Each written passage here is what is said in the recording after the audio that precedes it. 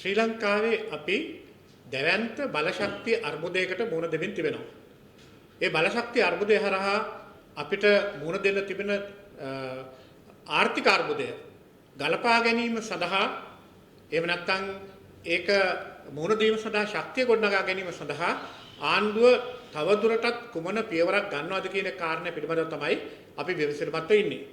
ද පෞද්ගලික දවස්වල ගල්ෆ් කලාපයේ ඇතිවෙච්ච යුද්ධමය පරිසරයත් එක්ක අපිට තෙල් හා ගෑස් ඒ වගේම ඒකේ අනිත් පැත්ත තමයි විදුලිය මේ සඳහා ඇතිවන යම් ආකාරයක බාධාවන් මැඩපවත්ත ගන්න මුහුණ දෙන්න පුළුවන් කියලා විශේෂයෙන් ජනාධිපතිවරයාත් ඒ වගේම ආණ්ඩුවේ මැති අමතුරු ගන්නාවකුත් පාර්ලිමේන්තුවේ තියෙන පිටුදේ කිව්වා.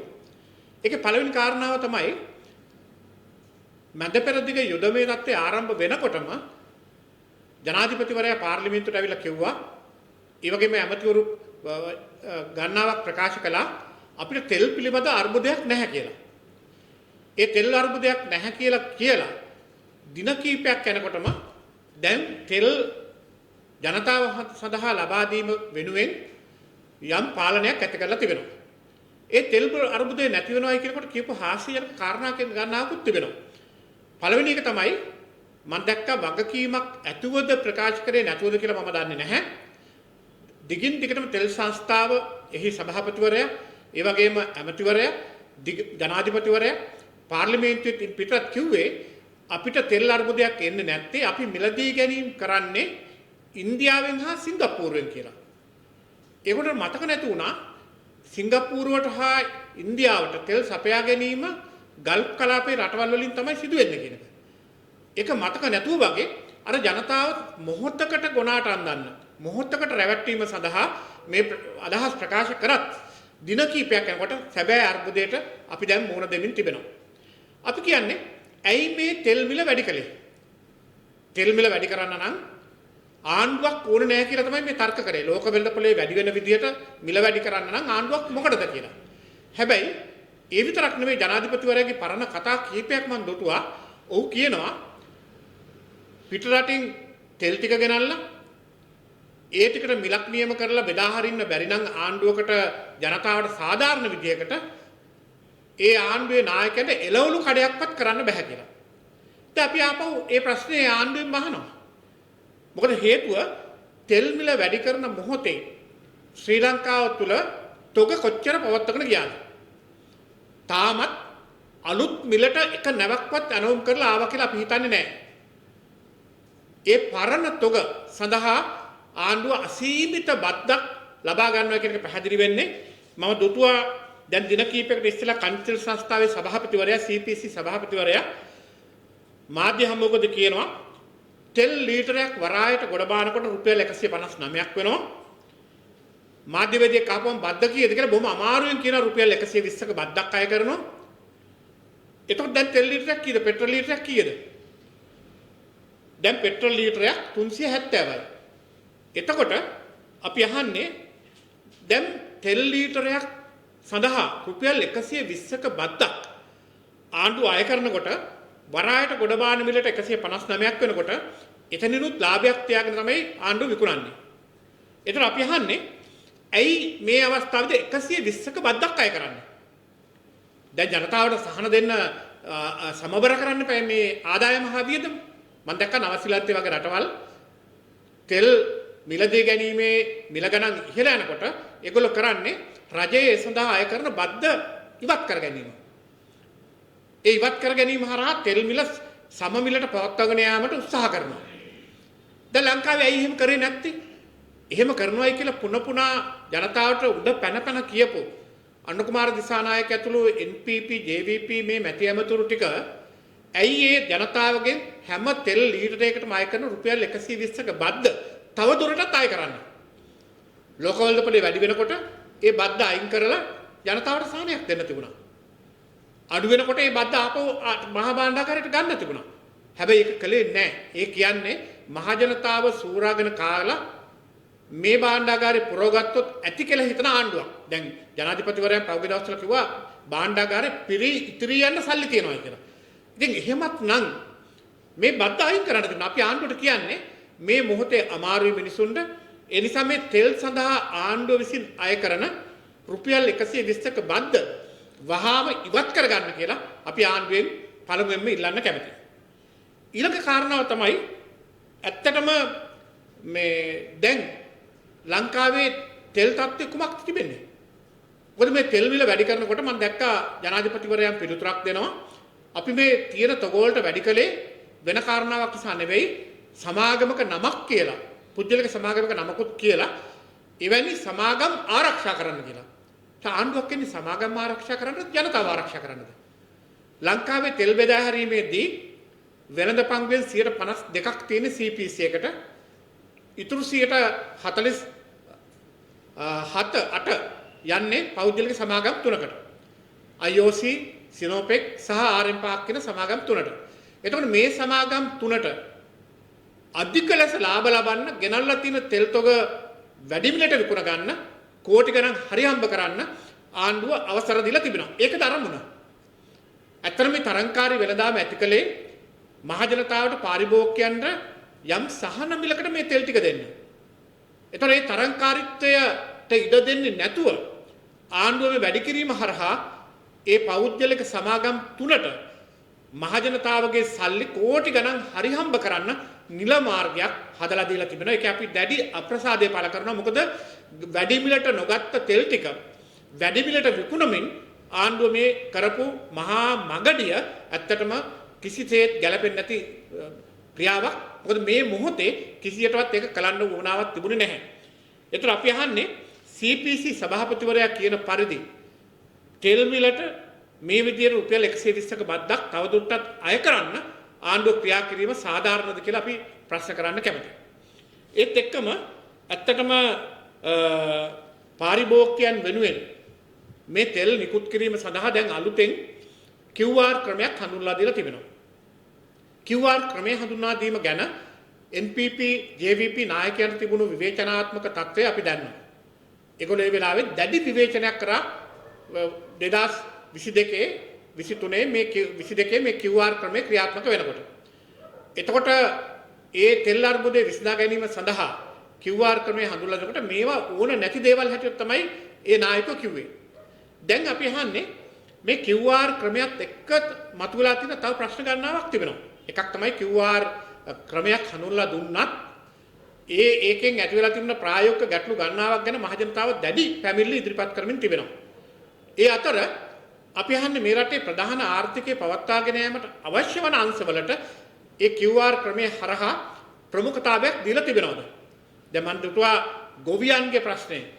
ඒ යන්ත්‍රෝපකරණ පාවිච්චි කරන ගොවියන්ට තියෙන ලබා දෙන ඉන්ධන ප්‍රමාණය සීමා සහිත වීම.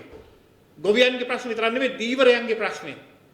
ඊළඟට අනිත් පැත්තට ගත්තම ප්‍රවාහණයට, ත්‍රී වීලර් වලට, ඒත් එක්කම සංචාරක ව්‍යාපාරයට මේ හැම දෙයකම කොච්චර බලපානවද? වැඩියෙන්ම මේකේ මූලික බලපෑම ප්‍රවාහණයට. ඒ වගේම ආර්ථිකයට. මේ රටේ කර්මාන්ත බොහොමයක් පවත්වාගෙන යන්නේ ඉන්ධන සහ බලශක්තිය යොදාගෙන. එතකොට දැන් මේකේ අනිත් පැත්ත තමයි ලංකාවේ බරපතලම තත්ත්වය උදා වෙන්නේ මේ විදුලි බල නිෂ්පාදනය සඳහා අඩුව පියව ගන්න. ඩීසල් බලාගාර වලින් විදුලිය ලබා ගැනීමට අනාගතයේ මේගොල්ලෝ දරන උත්සාහය හරහා ඒක දරා ගන්න රටේ ජනතාවට පුළුවන්ද කියලා ලොකු ප්‍රශ්නයක් මතුවෙනවා. ඒස ආණ්ඩුව මේ QR ක්‍රමෙත් දැන් අවුල් සහගත තත්ත්වයකට පත් වෙලා තිබුණා. එකක් කියන්න ඕනේ මේ QR ක්‍රමය දැඩි ලෙස විවේචනය කරපු මෙවැනි ක්‍රම ඕනේ නැහැ කියලා ජනතාව ඉදිරියේ වේදිකාවල කෑමොර ගහපු ජනතා විමුක්ති පෙරමුණ NPP නායකයෝ ජනාධිපතිවරයා ඇතුළු එදා කියපු කතාව අද දෛවයේ සරදමක් වගේ මේක බාර ගන්න සිදු වෙලා තිබෙන බව අපිට පැහැදිලිව පේන කාරණාවක්. ඊළඟ කාරණාව තමයි මගේ මේක හරහා ආණ්ඩුව දැන් ලෑස්ති වෙනවා විදුලි බිල වැඩි කරන්න. දැන් මේ විදුලි බිල වැඩි කිරීමේදී ආණ්ඩුව කියන්න හදන්නේ මේ මැද පෙරදිග ගල්ෆ් කලාපයේ ඇති වෙලා තියෙන යුදමය පරිසරයත් එක්ක බලශක්තිය පවත්වාගෙන යාම සඳහා ජනතාවට නොකඩවා ලබා දීම සඳහා අනිවාර්යයෙන්ම විදුලි බිල වැඩි කළ යුතුයි කියන ස්ථාවරයක් දරන බව අපි දන්නවා. අපි අහන්නේ ඇයි එහෙම වෙන්නේ? විදුලි බිල විදුලිය නිෂ්පාදනය කිරීම සහ මැද පෙරදිග අර්බුදය අතර සම්බන්ධතාවයක් නැහැ. ඇයි සම්බන්ධතාවයක් නැහැ කියලා අපි කියන්නේ? පළවෙනි කාරණේ තමයි මේ රටේ ප්‍රධාන විදුලිය නිෂ්පාදනය කිරීම සිදු වෙන්නේ ජල විදුලියෙන්. එතෙන් අනිත් කොටස ගල් අඟුරු සහ තාප බලාගාර වලින්. ඒ වගේම අපි විකල්ප බල ශක්තිය වලට ගිහිලා තිබෙනවා. අඩුව පියව ගන්න තමයි හැම වෙලාවෙම ඩීසල් හරහා විදුලි නිෂ්පාදනය කරන්න පටන් ගත්තේ. හැබැයි ඒක හැම වෙලාවකම යොදාගත්තේ නැහැ. ඒ අවශ්‍යතාවයන් අනුව තමයි ඩීසල් බලාගාර වලින් විදුලිය මිලදී ගැනීම සඳහා ආණ්ඩුවක් ක්‍රියා කළේ. නමුත් අපිට මොකක්ද මේ මුණ දෙන්න තියෙන අර්බුදය? අපිට මුණ දෙන්න තියෙන අර්බුදය තමයි අවාසනාවට වගේ නොරොච්චෝල විදුලි බලාගාරයේ ජාතික විදුලි බල පද්ධතියට නිෂ්පාදනය කරන විදුලි ප්‍රමාණය නිශ්චිතව ලැබෙන්නේ නැහැ කියන එක සහතික වෙලා තිබෙනවා. දැන් ඊයේ පෙරේදා ලැබිච්ච වාර්තාවන් අනුව දවසකට මෙගාවොට් 135ක් 140ක ප්‍රමාණයක් ජාතික විදුලි බල පද්ධතියට එකතු වෙන්නේ නැහැ නොරොච්චෝලේ හරහා. ඇයි ඒ? ඒ නොරොච්චෝලේ වරදක් නෙවෙයි. ඒකේ ප්‍රධානම වරද තමයි බාල ගල් අඟුරු මේ රටට ගෙනල්ලා ඒ බාල ගල් අඟුරු හරහා විදුලිය නිෂ්පාදනය කිරීමට දරන උත්සාහය මගින් ජාතික විදුලි බල පද්ධතියට එකතු වෙන විදුලි ධාරිතාවය අඩු වෙලා තිබෙනවා. ඒතර ඒ අඩුව පියව ගන්න ආණ්ඩුව කුමක්ද කරන්න හදන්නේ? අර ඉන්ධන හරහා විදුලිය ලබාගෙන ඒ අඩුව පියව ගන්න හදනවා. ඒතර ඉන්ධන හරහා විදුලිය ලබා ගන්නකොට වැඩි මිලක් ගෙවන්න ඕනේ. ඒක ඇත්ත. හැබැයි ප්‍රශ්නේ තිබෙන්නේ ඒතකොට වරද කොතනද තිබෙන්නේ? බාල ගල් අඟුරු ගෙන්වීම පිළිබඳව දිගින් දිගටම අපි ආණ්ඩුවට චෝදනා කරා. විපක්ෂ නායකතුමා පාර්ලිමේන්තුවේදී අපේ මන්ත්‍රීවරු පාර්ලිමේන්තුවේදී පිටත් කොච්චර කිව්වද? ඒතකොට ගල් අඟුරු වංචාව මේ බලශක්ති අර්බුදයෙන් වහන්න බෑ. ගල් අඟුරු ඇනෝම් කිරීමේ සිට ගල් අඟුරු ගෙනීම දක්වාම තාමත් ආණ්ඩුව නියඩයි. ජනාධිපතිවරයා වචනයක් කතා කරන්නේ නැහැ බාල ගල් අඟුරු ගෙන්වීම පිළිබඳව. ඇයි මේ? මේ තරම් ලොකු හොරකමක් කෝටි ප්‍රකෝටි හොරකමක් අඩු ගානේ මෙහෙම සිද්ධ වුණා කියලාවත් මම දැක්ක ඇමතිවරු දෙන්නෙක් නම් පිළිඅරන් තිබුණා බාල ගල් අඟුරු ගෙනාවා කියලා ලාල්කාන්ත ඇමතිවරයාත් ඒ වගේම තවත් එක ඇමතිවරයෙකුත් පිළිඅරන් තිබුණා බාල ගල් අඟුරු ගෙනලා තියෙනවා. හැබැයි ප්‍රසම්පාදන ක්‍රියාවලියේ කිසි වරදක් වෙලා නැහැ. මේක පුදුම කතාවක්. ප්‍රසම්පාදනයේ පළවෙනි පියවර තමයි තත්ත්වයෙන් ඒ වගේම නිශ්චිත ප්‍රමිතියට අනුව ඒ සැපයීම කිරීම ප්‍රසම්පාදනයේ පළවෙනි ක්‍රියාවලිය. ඒක උල්ලංඝනය කරලා තියෙනවා නම් ප්‍රසම්පාදන ක්‍රියාවලියේ අඩුවක් වැරද්දක් තියෙනවා. අන්ත බාල ගල් අඟුරු පළවෙනි නැව ගේනකොට ඒ වැරද්ද දැක්කාම දෙවෙනි තුන්වෙනි හතරවෙනි නැව වලටත් යන්න බෑ. ඒ හරහා මිලේ ඇති වෙන වෙනස, ඒ හරහා විදුලි නිෂ්පාදනයෙන් ඇති වෙන වෙනස, ධාරිතාවේ අඩුවීම, යන්ත්‍ර සූත්‍ර වලට ඇති වෙන පාඩුව, පරිසරයට සිදුවන පාඩුව මේවා ඔක්කොම ගණනය කරපුවාම මහා විශාල පාඩුවක් සිදු වෙලා තිබෙනවා. දැන් ආණ්ඩුව මොකද උත්සාහ කරන්නේ?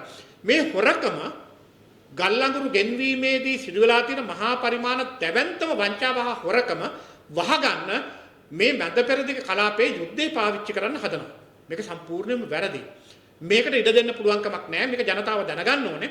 විදුලි අර්බුදේ නිර්මාණය වෙලා තිබෙන්නේ ආණ්ඩුවේ හොරකමයි වංචාවයි මේ කොලේ වැහිල්ලයි නිසා කියන එක පැහැදිලිව පේනවා. ඒස අපි කියනවා මේ බරත් රටේ ජනතාව අපිට පටවන්න උත්සාහ කළොත් සැබවින්ම සිදු වෙන්නේ හොරකමේ අඩුව ජනතාවගේ සාක්කුවට විදලා ලබා ගන්න තමයි මේ උත්සාහ කරන්න කියන එක අපි චෝදනා කරන්න කැමති. අපි ආණ්ඩුවට කියනවා මෙවැනි තත්ත්වයකට ආණ්ඩුව වැටෙන්න එපා කියලා. හොරුන්ට දඬුවම් දෙනවයි කියලා ආපු ආණ්ඩුව හොරුන්ට වංචා කරන්නට ඉඩ දෙන්නේ නැහැ කියපු ආණ්ඩුව හොරකම මහදවල් කරලා තිබෙදී මේ හොරකමක් හැටියට පිළි අරගෙන ඒකට වගකියුත්තන්ට දඬුවම් කරන්න ක්‍රියා නොකිරීම ගැන දැඩි අප්‍රසාදය අපි පළ කරන්න කැමතියි. ඒ වගේම අද ඇත්තටම මේ තව ප්‍රශ්න ගණනාවක් මතුවලා තිබෙනවා. මම දැක්කා ලාල්කාන්ත ඇමතිවරයා පහුගිය දවස්වල කියලා තිබුණා තව ප්‍රශ්නයක්. ඔහු කියනවා පොහොර බෙදා හැරීම සම්බන්ධයෙන් QR ක්‍රමයක් හඳුන්වලා දෙන්න වෙයි.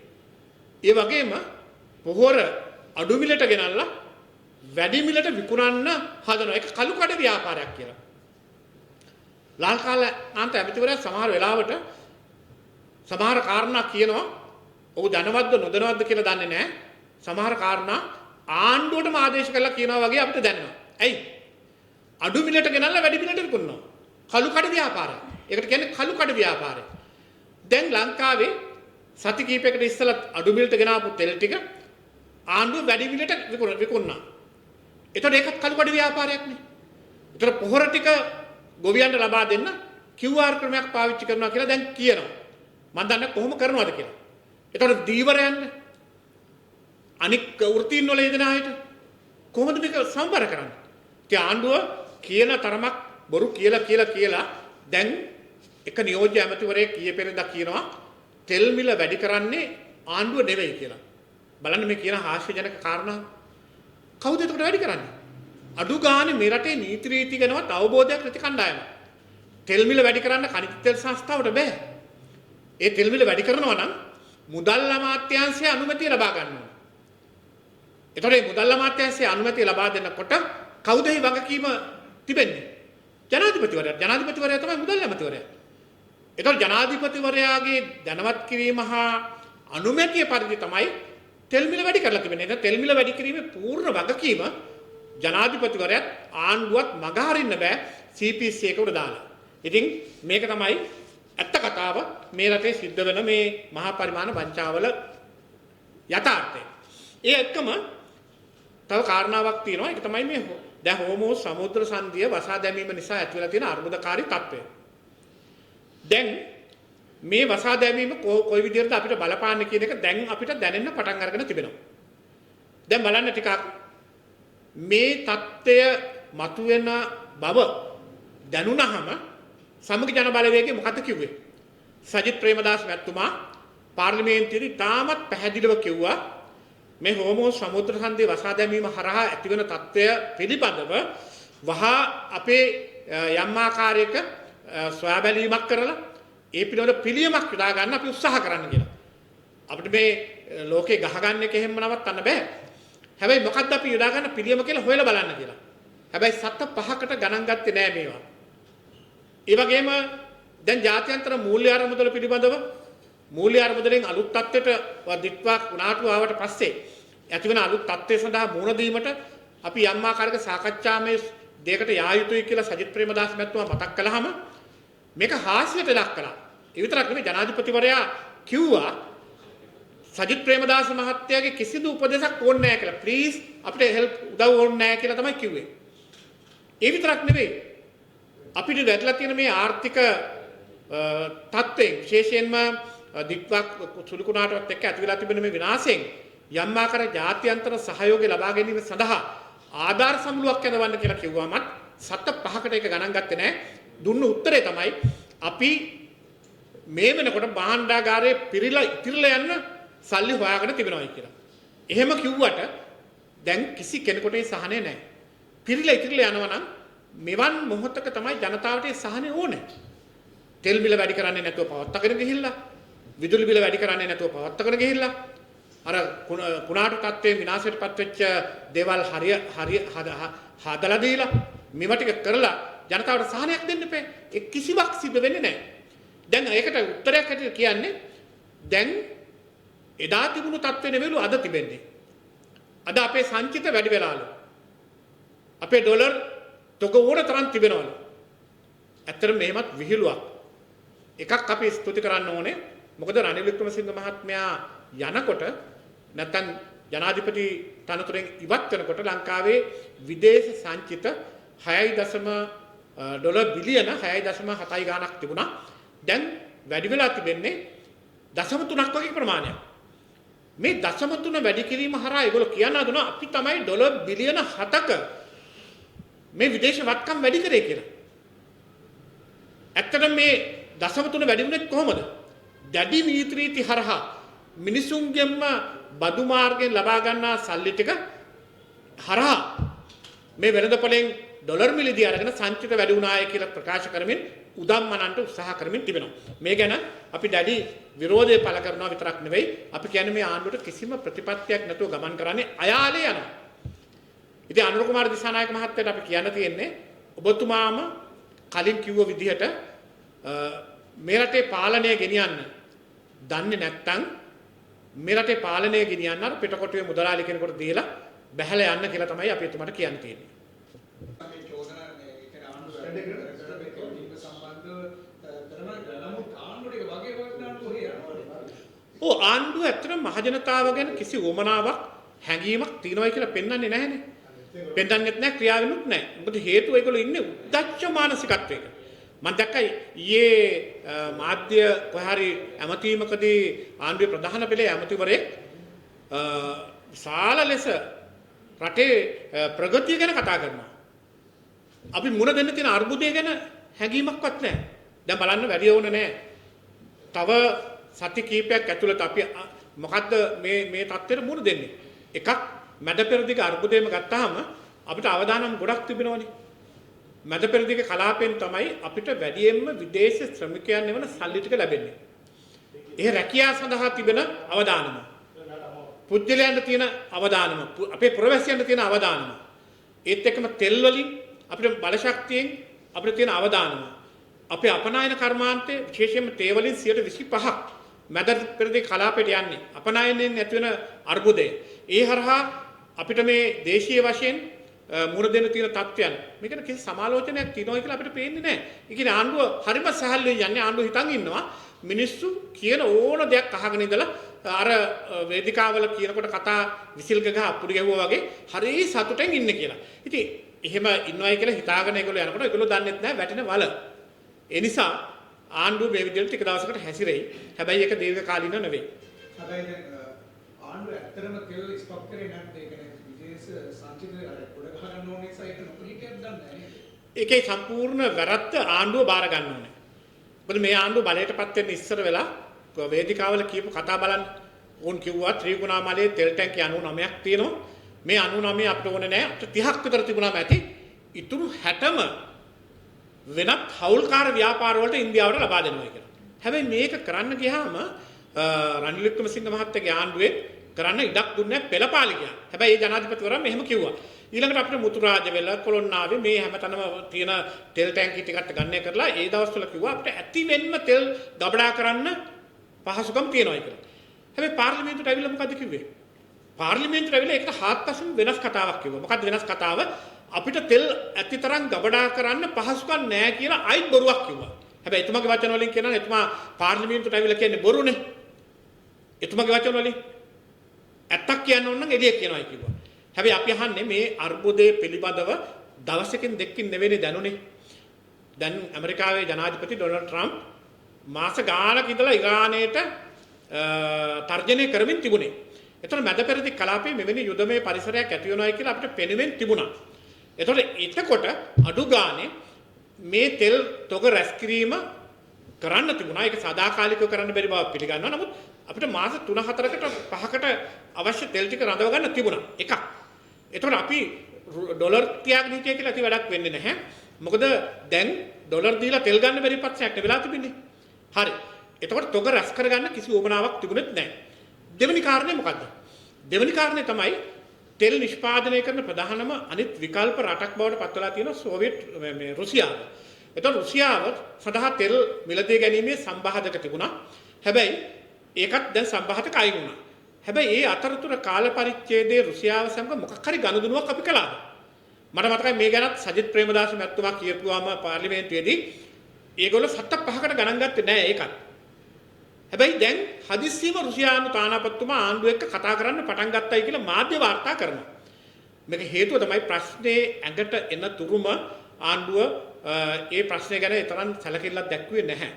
දැන් කලබල වෙලා දඟලුවාට වැඩක් නැහැනේ ප්‍රශ්නේ උණුදුවල ඉවරයිනේ. ඇත්තටම දැන් වෙලා තිබෙන්නේ මේ අර්බුදය කළමනාකරණය කරගන්නවත් ආණ්ඩුවට හැකියාවක් නැති මට්ටමට පත් වෙමින් තිබෙනවා. දැන් අඳුනෙත් දෙවිවරයන් කියන්නේ ඒ කාලේ QR කෝඩ් එක පොගේ කාලේ දාන්න ඕනේ මේ සල්ලි නැති හන්දයි. දැන් සල්ලි දෙන තෙල් නැහැ කියන්නේ. ඉතින් මේ දෙකේම අවසන් ප්‍රතිඵල එකයිනේ. මේක තේරුම් ගන්න බැරිද? එදා සල්ලි නැති නිසා තෙල් ටික ගන්න බැරි වුණා. අවසානයේ ශ්‍රී ලංකාවේ අපිට තෙල් නැති වුණා. අද සල්ලි තියනවා කියමුකෝ. සල්ලි තිබුණා තෙල් ගන්න බෑ. ඒකට අපේ ජනතාවට ප්‍රශ්නේ ඒ දෙකම එකක් නේ. රටේ තෙල් නැහැ. ඒකනේ අපි මුණ දෙන්න තියෙන අර්බුදේ. ඒතර ඇත්තටම එදා ඇති වෙච්ච ගෝලීය අර්බුදේ මොකක්ද? දැන් අද මේගොල්ලෝ හරියට ලොකුවට උලුප්පල දක්වන්න හදනවා මේ මැද පෙරදිග කලාපයේ ඇති වෙච්ච යුදමය පරිසරයේ ගෝලීය අර්බුදයක් කියලා. නෑ ගෝලීය අර්බුදයක් නෙවෙයි. මේක මැද පෙරදිග කලාපයේ ඇති වෙච්ච අර්බුදයක් විතරයි.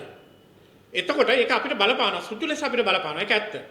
හැබැයි එදා මුළු ලෝකේ පුරාම කොවිඩ් අර්බුදයත් එක්ක ඇති වෙච්ච තත්ත්වය මීට සම කරන්න බැහැනේ. ඒක තේරුම් ගන්න බැරි ඇමතිවරු ටිකක් ඉන්නේ.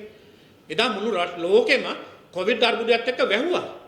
ඒ ඇතිවෙච්ච අර්බුදය නිසා අපිට සංචාරක කර්මාන්තේ නැති වුණා. අපනයන නිෂ්පාදන අපිට හරියට යවා ගන්න බැරි වුණා. අපේ රටේ එහෙම් පිටින්ම අක්‍රිය වුණා.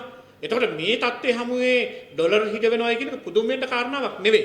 හැබැයි එදා සහ අද මේ වෙනස් කාරණා දෙකක් කියලා පෙන්වන්න උත්සාහ කිරීම හරහාම ඒගොල්ලෝගේ බංකොලොත්කමනේ ප්‍රදර්ශනය කරන්නේ. මේ කාරණා දෙකෙන්ම මොකක්ද අවසානයේ වුනේ? ලංකාවේ අපිට බලශක්තිය සඳහා අවශ්‍ය වෙන තෙල් ටික නැති වුණා. සාක්කුවේ සල්ලි තිබුණත් එකයි නැතත් එකයි දෙකම එකම ප්‍රතිඵලයනේ. ඉතින් ඒක තේරුම් ගන්න බැරි මේ මිනිස්සු ගොනාට අන්දන් හදන මැටි අමුතුත් එකක් තාම ඉන්නේ. ඒ 2022 තෙල් නිෂ්පාදනය කරන තෙල් විකුණන රටත් එක්ක එදා යුද්ධයක් තිබුණාද 2022? නෑ එදා යුද්ධේ නෙවෙයි එදා බලපෑවේ කොවිඩ් නේ. ඇත්තටම යුද්ධේ නෙවෙයි එදා ඔය තෙල් සම්බන්ධයෙන් අපිට ලොකු ප්‍රශ්නයක් තිබුණේ අපිට තිබුණේ සල්ලි ප්‍රශ්නේ. හැබැයි ඒ තෙල් සහ ගෑස් වලට. එතකොට හැබැයි අපිට ඉන්දියාව ඒ වෙලාවේ උදව් වුණා. ඒකත් කියන්න විශේෂයෙන්ම ඉන්දියානු රජය අපිට ණය පදනම් මත විශාල සහයෝගයක් තෙල් ලබා ගැනීම වෙනුවෙන් ඉන්දියාවෙන් ලබා දුන්නා. ඒ පිරිපහදු කරපු තෙල් අපිට ලබා ගන්න පුළුවන්කම ලැබුණේ. ඒ සහයෝගය අපිට යම් ආකාරයක ඔලුව උස්සන්න පුළුවන්කමක් ලැබුණා. හැබැයි කොවිඩ් අර්බුදයයි ඒ වගේ රට ඇතුලේ ඇතිවෙච්ච අරගලකාරී පරිසරයත් නිමා වෙලා යම් ආකාරයක සමනයකට පත් වෙනකොට මේ අර්බුදයෙන් අපිට ගොඩ එන්න පුළුවන්කම ලැබුණා. ඒකයි අපි ලබාගෙන තිබෙන ජයග්‍රහණය. ඉතින් දැන් අදයි එදයි වෙනස් කියලා කියන්න උත්සාහ කරන්නේ නැතු දෙකම අර්බුද තමයි. හැබැයි අද තියෙන්නේ අපිට වළක්වාගත හැකිව තිබුණු අර්බුදයක් වළක්වා ගන්න උත්සාහ නොකිරීමේ ප්‍රශ්නයක් අද තිබෙන්නේ. දැන් හදිසියවත් මේ වෙනකොට මානව අධිකාර ජනතා විමුක්ති පුර විපක්ෂයට නම් කොයි වගේ දෙයක් තියෙන්නේ? එහෙනම් මේකේ යකා නටලා පෙළපාලි ගිහිල්ලා උද්ඝෝෂණ කරලා ජනතාව පාරට බස්සලා කොයි විදියට හැසිරෙයිද? දැන් ඒක තමයි හොඳම දේ තමයි අනුර කුමාර දිසානාගේ ජනාධිපතිවරයා සහ ඔය සුනිල් හඳුන්නැත්තිලා ඔය කියන හැම එකනාගේම පරණ කතා ටිකක් අරන් බලන්නකෝ. එදා කොයි තරම් පහත් විදියට ඒගොල්ලෝ හැසිරුනේ කියලා. ඒ කියන්නේ රටේ අර්බුදයක් ඇති වෙනකොට ඒ අර්බුදේ හැම විටම දේශපාලනයට පාවිච්චි කරා. කොච්චර පාවිච්චි කරාද කියලා කියනවා නම් විදේශගත ශ්‍රමිකයන්ගෙන් ඉල්ලුවා අපේ රටට ඩොලර් එවන්න එපා ආණ්ඩුව වටන්න කියලා.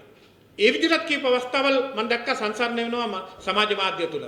එතකොට හැම දෙයක්ම දුටුවේ වුන් අර මොකද කියන්නේ අවස්ථාවෙන් ප්‍රයෝජන ගන්න. ඕන උත්සාහ කරේ පෙළපාලි යන්න කඩාකප්පල්කාරී වැඩ කරන්න. ඒ ඉතිහාසය උන්ට තිබෙනවනේ. ඇත්තටම අමුතුවෙන් කියන දෙයක් නෑ. රටේ ඇති කරපු දැවැන්තම ආර්ථික පරිහානිය ඇති කරන්න දායක වෙච්ච කණ්ඩායමක් හැටියට ඔවුන් හැසුරුනේම රටේ ප්‍රශ්නයක් ඇති වෙන එක හොඳයි. ඒ ඇති වෙන ප්‍රශ්නේ තමයි ඔවුන්ගේ දේශපාලන වාසියට පරිවර්තනය කරගන්න කියලා. ඒක එහෙම නෑ කියන්න බෑනේ. අරගලයේ වෙලා වුණත් අවසානයේ අරගලයේ හරහා සිද්ධ කළේ ඒකමයි. ඉතින් අද අපිට චෝදනා කරනවා මේක දේශපාලන වාසියට හරව ගන්න එපාලු. අපි කිසිසේත් දේශපාලන වාසියට හරව ගන්නේ නැහැ. සජිත් ප්‍රේමදාස මැතිතුමා විපක්ෂ නායකවරයා හැටියට වගකීමකින් යුතුව මේ ප්‍රශ්නේ විසඳා ගැනීම සඳහා යෝජනා ඉදිරිපත් කරන පාර්ලිමේන්තුවට. එතුමා කිව්වා අපි එකතු වෙලා කතා කරමු. අපි එකතු වෙලා සාකච්ඡා කරමු. මේවා ගැන අපිට ආධාර ගන්න පුළුවන් තැන් වලින් ආධාර ගමු. මේක මේ විදිහට කරන්න. එතකොට ඒ වගේ යෝජනා අදහස් දෙමින් සහාය වෙනකොට මොකද්ද මේ ආණ්ඩුව කියන්නේ? දේශපාලන වාසි ගන්න උත්සාහ කරන්න එපායිලු. මම අහනවා ඔය කියන අයගෙන් සජිත් ප්‍රේමදාස මැතිතුමා පහුගිය සති කීපේ විදේශ තානාපතිතුරු විශාල ප්‍රමාණයක් හම්බුණා. හැම තානාපතිවරයෙකුටම කියමු කතාව අහන්න බලන්න. කිසිම තානාපතිවරයෙක් ඒ සාකච්ඡාවල වැරදි දෙයක් පිළිබඳව ඉඟි කරාද? කිසිම අවස්ථාවක් කිව්වද මේ ආණ්ඩුව පෙරලා දැමීම සඳහා ඔබේ රටේ උදව් දෙන්න එපා කියලා? නෑ. හැම තානාපතිවරයෙකුටම කිව්වේ ශ්‍රී ලංකාව මුහුණ දෙන මේ අර්බුදයෙන් ගොඩ ගන්න. දිට්වා කුණාට තත්ත්වයේ ඉඳලා මේකෙන් ගොඩ ගන්න අපේ රට උදව් කරන්න කියලා තමයි කිව්වේ. මොකද අපි රට වටලා විනාශ කරලා දේශපාලන බලයක් අරගෙන වැඩක් නැහැ. එහෙම අරමුණක් අපේ නැහැ. අපේ අරමුණ තිබෙන්නේ රටත් ජනතාවත් යම් ආකාරයක හොඳ තත්ත්වයකට ගෙනල්ලා ඒ තත්ත්වෙ මත අපිට දේශපාලනය කරන්න පුළුවන්. මොකද පළමුව රටත් ජනතාවත් හොඳින් ඉන්න ඕන. ඒ වගේම දැන් ඊයේදී අත්‍යවශ්‍ය සේවා විදියට දැන් රජයේ දින 4ක් වැඩ කරන දවසක් බවට පත් වුණා. දැන් පාසල් විශ්වවිද්‍යාල රජයේ දිවාන දවසක් වැඩ බලලාවත් වුණා. මේක මොන වගේ තත්ත්වයකද බලපාන කරන්නේ? ඔව් මේ වගේ තත්ත්වයන් වලට අර්බුදකාරී අවස්ථාවල මුහුණ දෙන්න සිදු වෙනවා. මම දන්නේ බදාදා දිනේ ඇයි මේ නිවාඩු දිනයක් කළේ කියලා. මේක ඒ තරම් ලොකු ප්‍රයෝජනයක් තියනවද කියලා මම දන්නේ නැහැ. නමුත් ආණ්ඩුව පැත්තෙන් හිතන්නේ විදුලිය පිරිමැහෙනවා. ප්‍රවාහන වියදම් නැත්නම් ට්‍රාන්ස්පෝර්ට් එකෙන් ඩීසල් ඉතුරු කරගන්න පුළුවන්. ඒ වගේ දේවල් නේ ආණ්ඩුව කල්පනා කරලා තියෙන්නේ. ආණ්ඩුව සැබවින්ම කල්පනා කරේ ඒකද? නැත්තම් මේ නිවාඩුව මම හිතන්නේ සේවකයන්ට පළදායිත් නැහැ. සතිමැද නිවාඩුව. බදාදා කියන්නේ රජේ හුරු වෙලා තියෙන මේ රටේ ජනතාව බදාදා දිනේ තමයි රාජකාරී කරගන්න පුළුවන් දවස කියලා තමයි මිනිසුන්ගේ හැඟීමක් ඉතිහාසයේ ඉඳලා තිබෙන්නේ. ඉතින් කොහොම වුණත් අර තෙල් සහ බලශක්ති අර්බුදයේ විසඳා ගැනීම සඳහා විකල්ප පියවරක් හැටියට එවැනි පියවරකට ගිහිල්ලා තිබෙනවා. හැබැයි මේක ඵලදායීව අපි යොදා ගන්න ඕනේ. ඒ හරහා රාජතන්ත්‍රය කඩාගෙන වැටෙන්නවත් රටේ ජාතික නිෂ්පාදනය නැත්තම් ඵලදායීත්වය වැටෙන්නවත් හේතුවක් කරගන්න ඕනේ නැහැ. ඒකට ලෝකේ අනුගමනය කරන ක්‍රමවේද තිබෙනවා. ලෝකේ මොකද්ද මේ ගෙදර ඉඳලා වැඩ කරනවා කියන්නේ? work from home කියන්නේ. එතකොට ඒ වැඩ කටයුත්ත ගෙදර ඉඳලා සිදු කර ගැනීම තමයි අපේක්ෂා කරන්නේ. ඒක ලංකාවේ අවාසනාවට වගේ එහෙම සම්බන්ධීකරණයක් හෝ එහෙම වැඩක් නැහැ. ලංකාවේ කොච්චර දුර්වලද කියලා කියනවා නම් ඔන්ලයින් සේවාවන් වල තියෙන අඩුපාඩු දිහා බලන්න. මම මුහුණ දුන්නු තත්ත්වයන් ගණනාවක් පහුගිය දවස්වල තිබුණා. ඔන්ලයින් ඇයි ඒ ක්‍රමේ හදලා තිබෙන්නේ? ඒ ක්‍රමේ හදලා තියෙන්නේ කාර්යක්ෂම කරන්න, වේගවත් කරන්න ඒ කටයුතු. හැබැයි ලංකාවේ ඔන්ලයින් මාර්ගයෙන් ක්‍රියාත්මක වෙනවා කියන්නේ අර සාමාන්‍යයෙන් සජීවව ක්‍රියාත්මක වෙනවටත් වඩා දුර්වල තත්යකට ගිහිල්ලා. ඊට වඩා වේගෙන් යනවා මිනිහා ඇවිල්ලා ෆයිල් එක අරගෙන ගිහිල්ලා ලියුම අරන් ගිහිල්ලා අස්සම් කරලා කරවගන්න ඊට වඩා වේගවත් වෙලා තිබුණා ලංකාවේ. ඉස්සලා ඒක හදන්න ඕනේ. work from home හදන්න ඉස්සර වෙලා ඒක හදන්න ඕනේ. ඒ හැඟීම ඔළුවට දෙන්න. ඔන්ලයින් වලින් ඇප්ලයි කරපුවා මොකක් හරි දෙයක් අනිත් පැත්තට ඒකට පිළිතුරක් දෙන්න බැරි නම් රාජ්‍ය ආයතනයකට කොච්චර කඩාගෙන වැටීමක්ද කියලා බලන්න. හැබැයි පෞද්ගලික අංශය ඊට වඩා වෙනස්. පෞද්ගලික අංශය දැනටමත් අර work from home මේවා හරියට කරගෙන යනවා. මුගක් දුරට කරනවා. ඉතින් ලංකාවේ මේ නිවාඩු දවසක් ප්‍රකාශ කිරීම හරහා ආණ්ඩුව අපේක්ෂා කරේ ප්‍රශ්නෙන් පැනලා යන්න නම් ඒක රටට ඒ තරම් සුබදායක නැහැ. ඉතින් මම කියන්නේ මේක ප්‍රතිඵලදායක ලෙස පරිවර්තනය කරගන්නත් පිටිපස්සෙන් වැඩ පිළිවෙලක් තියෙන්න ඕනේ. එහෙම තියෙනවද කියලා නම් මම දන්නේ නැහැ. ඔබතුමා ඉදිරියට කතා කරනවා. ඉදිරියට අමාත්‍යාංශය උත්තරව නැහැ පොඩි. ඔබතුමා ඔන්ලයින් එකට කතා කරනවා. මොකද රජයේ මේ අලුතෙන් ඉදිරියට අමාත්‍යාංශය උත්තරේ. දැක්කද ඒ ඩිජිටල් විශේෂ භාර නියෝජ්‍ය ඇමතිවරයා ඊයේ පෙරේදා කියලා තිබුණු ප්‍රකාශය. ඔහු කියනවා මේ කිසි දෙයක් යාවත්කාලින නැහැ. දැන් හොඳම උදාහරණයක් QR එක බලන්නකෝ. තෙල් බෙදා හැරීම සඳහා මේ ඇති කළ තියෙන QR එකේ පටලැවිල්ල කොච්චර මිනිස්සු පස්ට වෙනවද? දැන් මේවට සඳහා අර ලෝකේ පාවිච්චි කරන තාක්ෂණික ක්‍රමවේද පාවිච්චි කරන්න සහ හඳුන්වලා දෙන්න. දැන් ජාත්‍යන්තර මට්ටමේ උපදේශකවරු පවා ලංකාවේ ඉන්නවා ඇවිල්ලා. කොහොමද? ඒවයි ප්‍රතිඵලය. දැන් මේ ආණ්ඩුවට ඒ පරිවර්තනය ඇති කරන්න හොඳටම කාලය ඇතිනේ. ඒ ඩිජිටල් පරිවර්තනයේට. ඒතර ඒ ඩිජිටල් පරිවර්තනයේ අඟලක්වත් ඉස්සරහට ගිහිලා තියෙනවද? ඇත්තටම අඟලක්වත් ඉස්සරහට ගියේ නැහැ. හැබැයි කතාව නම් ඩිජිටල් වැඩ තාමත් පරණ විදියට. එතනින් එහාට මොකුත් ගිහිලා නැහැ.